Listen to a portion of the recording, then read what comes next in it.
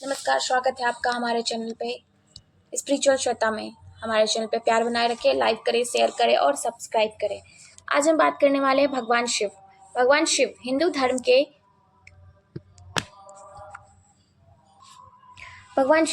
धर्म के प्रमुख देवताओं में से एक माना जाता है। उन्हें त्रिदेव और ब्रह्मा विष्णु और महेश में माना जाता है। विनाशक, सृष्टि के रचयिता भगवान को माना जाता है। भगवान शिव को पूर्ण निर्माण और आध्यात्मिक की जागृति के लिए, मन को शांत करने के लिए भगवान शिव का हम आचरण करते हैं। भगवान शिव को हम याद करते हैं, भगवान शिव के हम चरणों में जाते हैं। भगवान शिव है कौन? परमात्मा का रूप। भगवान शिव को परमात्मा, अनादि और अंत कहा जाता है। वे सृष्टि के आरंभ से पहले भी और अस्तित्व में थे, या सृष्टि के अंत के बाद भी, और उनका कोई जन्म नहीं होता, उनकी कोई मृत्यु नहीं होती। भगवान शिव का कोई जन्म, कोई मृत्यु नहीं है। वो भगवान शिव पहले भी थे, भगवान शिव आज भी हैं। भगवान शिव का कोई स्वामी नहीं कहा जाता है, जैसे कि किसी भगवान का होता है कि कोई भगवान का स्वामी है, कोई किसी से दीक्षा लिया। नहीं, भगवान शिव का कोई स्वामी नहीं है। भगवान शिव का योग का मतलब जो भगवान शिव है वो खुद को योग का स्वामी कहा जाता है। वे ध्यान मग्न शांत मुद्रा में बैठते हैं और आत्मज्ञान के प्रतीक, इसलिए उन्हें आदि योगी भी कहा जाता है। भगवान शिव को आप कभी भी देखिए, वो कैलाश पे एकदम शांत मुद्रा में रहते हैं, वो अपने योग की मुद्रा में रहते हैं। लेकिन भगवान शिव को जब गुस्सा आता है, जब उनका प्रचंड रूप, जब उनका तीसरा नेत्र खुलता है, तो फिर प्रलय आ जाता है। क्या हम कभी सोचे हैं आखिर भगवान शिव हैं कौन, क्या है? जैसे कि हमने पहले बोली कि शांत मुद्रा में रहते हैं, क्या है एक्चुअली में भगवान शिव? क्या वो केवल एक देवता है, या फिर एक रहस्य, या एक चेतना जो हर कण में व्याप्त है? आज हम जानेंगे भगवान शिव का वह स्वरूप जो उन्हें सबसे अलग और सबसे अद्भुत बनाता है। जैसे कि शिव भगवान के वास्तविक स्वरूप, जैसे भगवान शिव महादेव कहा जाता है, जो देवों के देव महादेव हैं। लेकिन वे केवल संहारक नहीं है, वे हमेशा सृष्टि की रचयिता करने वाले हैं, संचालन करने वाले हैं, पूर्ण निर्माण करने वाले हैं, तीनों में उपस्थित हैं। शिव का कोई आरंभ नहीं, शिव का कोई अंत नहीं, शिव अंत ही आरंभ है। शिव जो जहाँ से सृष्टि स्टार्ट हुई है, वहाँ उससे पहले भी शिव थे, उसके बाद भी शिव है। वह काल से परे हैं, उन्हें समय बांध नहीं सकता, उन्हें निराकार भी नहीं है। वह एक ऊर्जा, एक प्रकाश और साकार भी हैं। ध्यान में लीन योगी के रूप में है महादेव। उनका तीसरा नेत्र, उनकी जटाओं में बहती गंगा, त्रिशूल, डमरू और नदी, सबके पीछे गाढ़ा आध्यात्मिक अर्थ छिपा है। आदि योगी, ध्यान मूर्ति। शिव को आदि योगी भी कहा जाता है। जैसे योग का प्रथम स्रोत, उन्हें सबसे पहले सप्त ऋषियों के ज्ञान दिया था।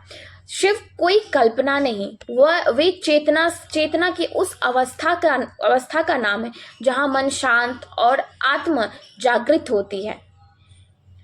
वे ध्यान में लीन रहते हैं, जिसका अर्थ है कि भीतर की यात्रा, बाहरी शोर से अलग हो जाना। उनका संदेश जो है वो खुद को जानो। शिव भगवान का एक ही संदेश है कि आप खुद को जानो, आप खुद के बारे में जानो। जितना आप अपना समय खुद पे व्यतीत करेंगे कि क्या है, क्या चल रहा है, नहीं चल रहा हमारे दिमाग में, जितना टाइम आप खुद को देंगे, खुद को एनालाइज करेंगे कि लाइक आप हो क्या। डोंट थिंक लाइक कि we are common man, no.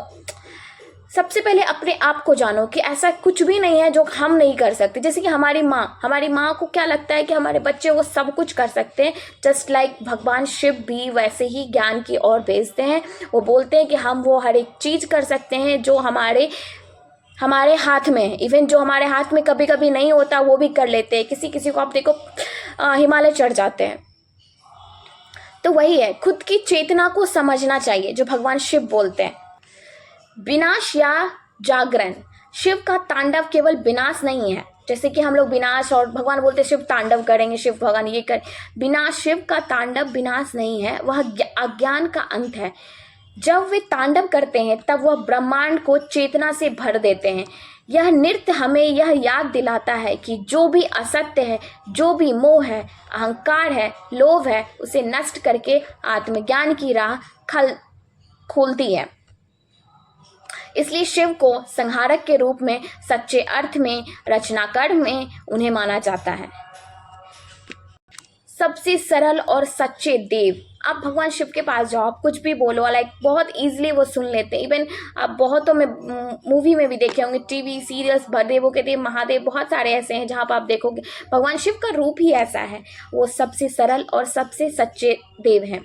Shiv को भोलेनाथ कहा जाता है क्योंकि वे सरलता से प्रसन्न हो जाते हैं। वे किसी बड़े यज्ञ की अपेक्षा नहीं करते हैं। सिर्फ एक सच्चे मन से मान लिया गया ओम नमः शिवाय, ओम नमः शिवाय, ओम नमः शिवाय उन्हें प्रसन्न कर सकता है। वह जात पात, अमीर गरीब में विश्वास नहीं रखते, सभी के लिए समान है, चाहे असुर हो या देव हो, इसलिए वह आदि पूजनीय है, यानी वो महादेव हैं। शिव और शक्ति का मिलन। भगवान शिव के विशेष रूप हैं जो अर्धनारीश्वर है। यह रूप दर्शाता है कि शिव और शक्ति अलग नहीं है। स्त्री और पुरुष ऊर्जा, चेतना, जब दोनों संतुलित हैं तभी सृष्टि संतुलित होती है। यह हमें सिखाता है कि जीवन केवल बाहरी शक्ति से नहीं, अंतर्ज्ञान और भावनात्मक ऊर्जा से भी चलता है। आज हम इस वीडियो में जितने भी बात कर रहे हैं, हम सबका एक एक टॉपिक उठा के नेक्स्ट वीडियो में हम इस पे बनाएंगे। जैसे भगवान शिव का अर्धनारीश्वर रूप, सारी चीज़ों का हम एक्सप्लेन में बात करेंगे। भगवान शिव की केवल एक देवता नहीं है, वह एक अवस्था है, एक अनुभव है। जब आप अपने भीतर की यात्रा शुरू करते हैं तब कहीं ना कहीं आपको शिव मिलते हैं। मतलब आप स्टार्ट तो करो, आप स्टार्ट करो, ये नहीं कि अभी थक गए हैं। पहले स्टार्ट करो, कोई भी चीज़ पे स्टार्ट करो और फिर वो होगा। एक मौन में, एक ध्यान में, या फिर एक ओमकार की ध्वनि में। तो अगली बार आप जब ओम नमः शिवाय का जाप करें तो केवल नाम लें, बल्कि शिव को अनुभव करें अपने भीतर। जब चैंट करना है, ओम नमः शिवाय, ओम नमः शिवाय, ओम नमः शिवाय, ओम नमः शिवाय, देन टेक ए ब्रीथ। पहले आपको खुद के भीतर आपको शिव भगवान को अंतर ध्यान करके करना है कि हाँ, हमारे शिव भगवान जो है हमारे अंदर हैं। वो खुद में आपको महसूस करना है, फील करना है कि भगवान शिव को हम बस चैंट नहीं कर रहे हैं, हम बस बोल नहीं रहे हैं, हम भगवान को फील कर रहे हैं। जब तक आप किसी भी एनर्जी को फील नहीं करोगे तब तक आपका उसका रिएक्शन नहीं मिलता। तो आप भगवान को पहले फील करिए, फिर आपको एनालाइज